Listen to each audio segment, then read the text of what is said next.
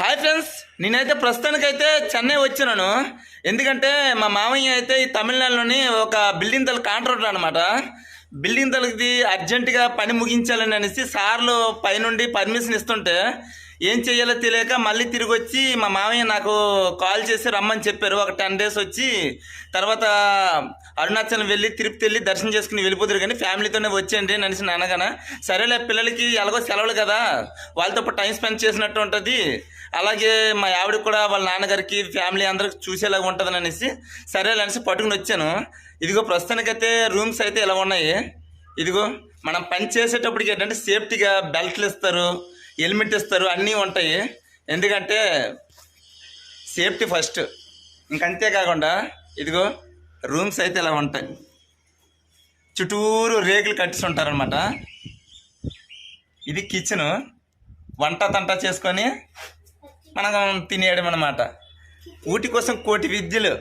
ఇల్లు వదిలేసి బయటకు వచ్చాము అంటే ఏదో ఒకటి తప్పదు. మరి ఒక్క వర్కర్స్ అనేది కాదు, చాలామంది స్టూడెంట్స్ ఉద్యోగులకి వెళ్ళినా కూడా తినడానికి సరిగ్గా తిండి లేక, రూమ్ లేక ఎన్ని అవస్థలు పడుతున్నారో అనుభవించే వాళ్ళకే తెలుస్తుంది. ఇంకంతేకాకుండా మా నాన్నగారు అంతో పిల్లకిచ్చిన మామయ్య కూడా నాకు అంతే అనమాట. ఆ గౌరవంతోనే పిలిస్తే అలా వచ్చేసాను.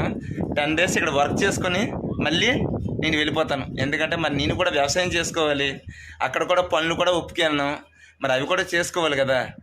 మరి అలాగనేసి నా స్వార్థం కోసం మామయ్య పిలిచినా కూడా నేను అలా ఉండిపోతే అది కరెక్ట్ కాదు కదా.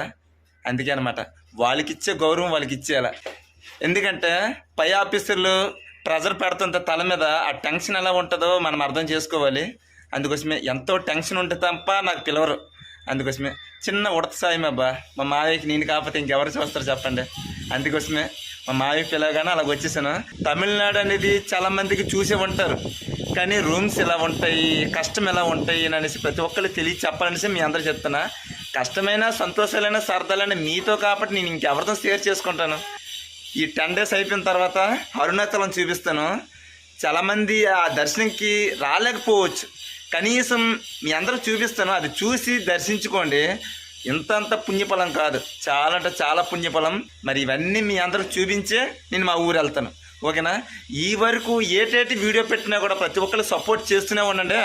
ఎందుకంటే మీ అందరూ సపోర్ట్ చేస్తారనుకో ఇక్కడ ఎలాంటి వర్క్ ఏంటో అన్నీ చూపిస్తాను, ఓకేనా. మరి జై హింద్.